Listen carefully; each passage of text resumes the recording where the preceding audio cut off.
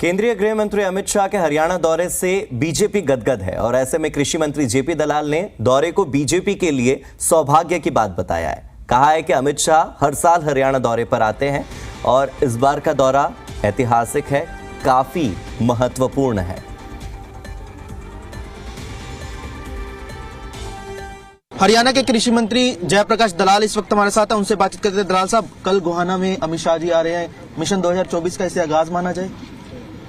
हमारे लिए सौभाग्य की बात है कि हमारे देश के गृह मंत्री हमारे प्रदेश में आ रहे हैं और हमारा केंद्रीय नेतृत्व, वरिष्ठ नेता हरियाणा में आते रहते हैं। योजनाएं मिलती है हमें, हमारे कामकाज का जो देखते रहते हैं वो, और हमें मार्गदर्शन देते रहते हैं।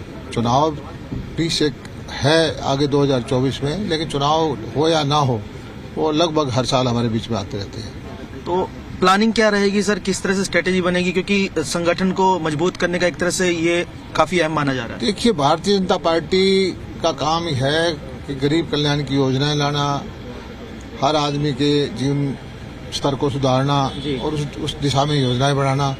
मोदी जी ने 2014 के बाद से एक तरह से राजनीति को बदल के रख दिया है। पहली बार फोकस में गरीब है, पहली बार फोकस में किसान है, पहली बार फोकस में देहात है, और खास करके जो अंतर्राष्ट्रीय स्तर पर भारत का मान सम्मान बढ़ा है, जो हमारे नेतृत्व ने ताकत दिखाई है, उससे हर भारतवासी गौरवान्वित महसूस करता है।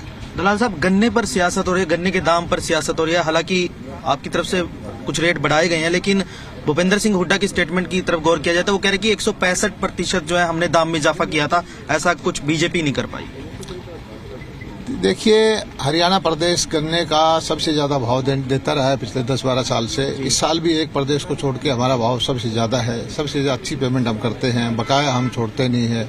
और गन्ना ही अकेला नहीं है, किसानों के हित में हमने बिजली के रेट पिछले 8 साल से नहीं बढ़ाए हैं, माइक्रो इरिगेशन की योजनाएं बढ़ाई हैं, नहरों का बजट बढ़ाया है, 14 फसलें हम खरीदते हैं जो और कोई देश में नहीं खरीदता, भावांतर भरपाई की योजना है, फसल बीमा योजना का किसानों को लगभग 6,000 करोड़ रुपए मिला है।